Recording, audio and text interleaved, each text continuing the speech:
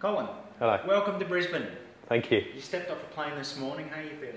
I felt better, but I'm enjoying some sort of fairly pleasant beers from Australia, and the climate's better than Britain, even though it's summer in Britain. So yeah, I could feel worse. I think I'm finding a comfort zone. So what brings you to this part of the world?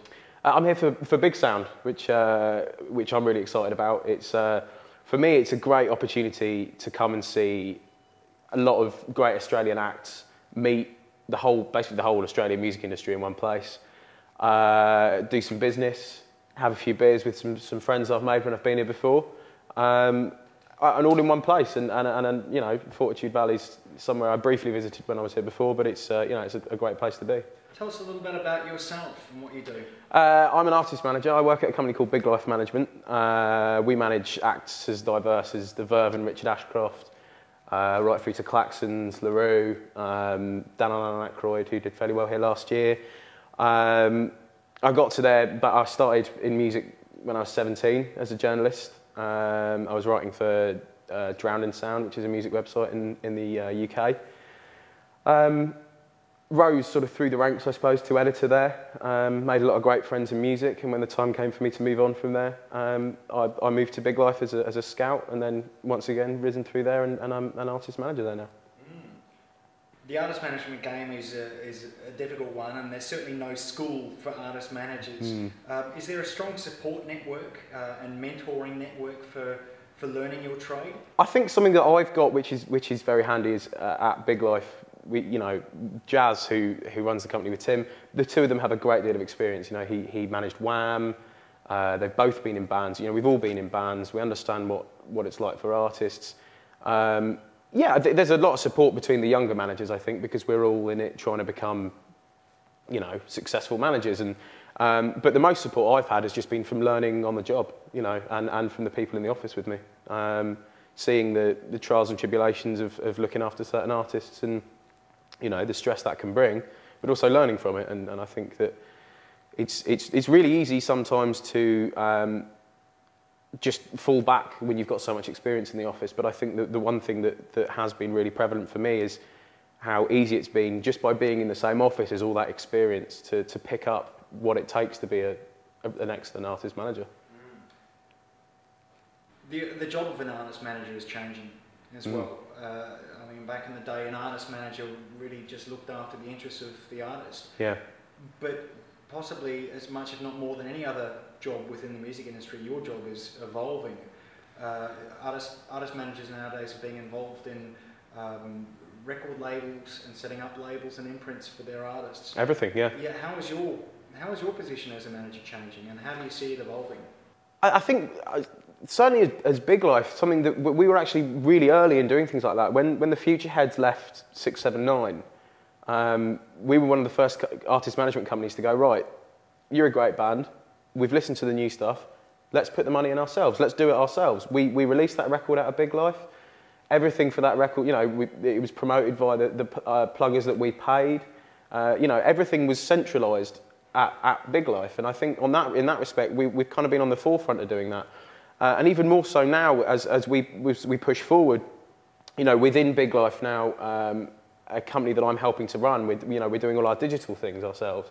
And I think the way the job is evolving isn't so much, it's still very much acting as making sure that, you know, the artist's best wishes are represented. You know, that will never change. But what is best for the artist isn't necessarily now going and doing a massive record deal. It's maybe pooling everything with one core group of people who care about your band more than anyone else ever will, and who are prepared to invest a little bit of money, make a record, and putting out a record's never been easier. Selling them's harder. Putting out a record's never been easier. And that's one thing that we are doing and pushing is, you know, we've got the digital team in-house, we've got a product manager in-house. We can take a band with a great set of songs and have people listening to them in one building, and I think that's incredibly exciting. If I had $1 for every artist who asked me, how do I get a manager? I'd be rich. I'd be stinking rich. Yeah. What is the answer to that? I think the key thing, if I had $1 for every time I'd said the same response, it's great songs. I mean, that is the key. You know, the beauty of the digital connected internet world we live in and the way music is distributed and people can hear it instantly now means that within 5 seconds of somebody telling me about a great band, I can be listening to that band, I can message that band. If you've got great songs, people will find you quicker than ever. And you know, everybody in music talks. The minute there's a great band being discussed, one of my friends will, you know, he'll tell me about something that's going on that, you know, the way to get a manager, the way to get a great manager is be a great band. You will be found now. It's not like you have to send tapes and hope anymore. Are you actively looking for bands? Yes, always, always. What tools do you use? Word of mouth, probably more than still. I think word of mouth's always been the biggest way that the industry finds out about anything. Once I've been told about something, I will immediately go to MySpace or Facebook or wherever the band's music's being hosted.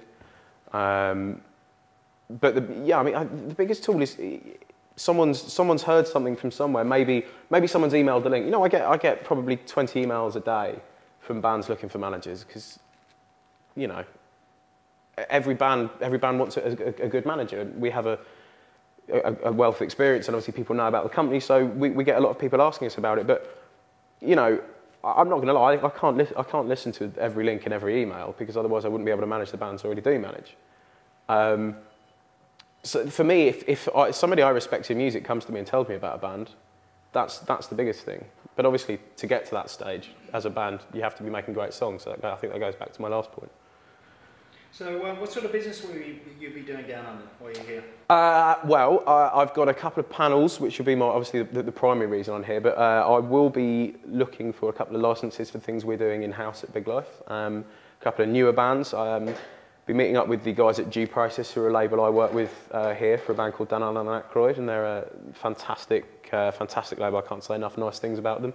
Be discussing, you know, potentially working with them on another band, and also the second album from Dan Allen and Aykroyd. And yeah, just you know, Australia for me is a really exciting country because you, as a country, take rock a lot more seriously than Britain. And I like rock and I work with rock, and for me it's going to be great to meet a lot of people that I haven't necessarily met before who work in and care about rock. What is your stance on your artists being offered 360-degree deals from record companies? Is that something anyone should be entertaining? I think it makes sense in certain circumstances.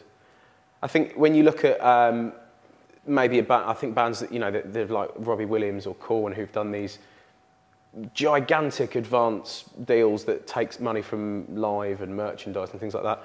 If you're an artist in that position and you can command it, fair enough. But what you've got to say to yourself is, if the label want to take, or the music company, as a lot of them call themselves now, if they want to take 15, 20% of this and that, they've got to put something into it. It can't just be a case of, hi, we can't make money from records anymore, so we're going to take 20% of live to make up for it and give you the same advance we would have done 5 years ago. That doesn't make sense for anyone. If they're going to actively help you live, they're going to do something that makes a difference live, then fair enough. But for me, I can't see the sense in doing something with a label and giving something up when you could have done it equally as well. Sorry. When you could have done it equally as well by the existing methods and not given up 20% of live or merchandise or anything. Colin, how old are you? I'm 25. 25? Yeah. That's a big fucking... That's a fucking... Oh. Where is it? Good work. Thanks. Actually, it smashed me right in the head. Yeah, we don't do mods and halves around here. Fucking, that was brilliant. You've got that on camera as well. Oh, fuck, really? Straight to YouTube. Do you want to do that question again? Or? That's going on the bloopers reel, is it? Colin, you're 25 now. Where do you see yourself in 5 years from now? Well, if BIGSOUND's still on at the same time, I'd like to be at BIGSOUND again in 5 years. But I suppose, you know, career-wise, I'd like to think that I'd be working with the same great calibre of artists I'm with now, but I've helped those artists to achieve a lot more. and as a result, myself achieve more. So I still want to be a manager, but I want to be continuing Big Life's great tradition of being forward-thinking, investing in bands in the right way, and just making sure that we're on the forefront of every new development, and that I can be a really big part of that. And I think, I just want to be a great manager. And I think it's a fairly simple, there's no rocket science to it either. It's just making sure you're doing the right thing for the artist. Because by doing the right thing for the artist, everyone wins. And do you think 5 years down the track, the full major record labels will still be doing their thing? Yes, but in a different way. They're changing, and they've got to change. And I'm not one of these people who has a great big problem with major record labels. I think they have a purpose to serve, and for the right artist, big pop acts, there's still no one better than working with a major label. They invest in the right places, they know how to do it, and they've proven that by the fact they sell more records than anyone else.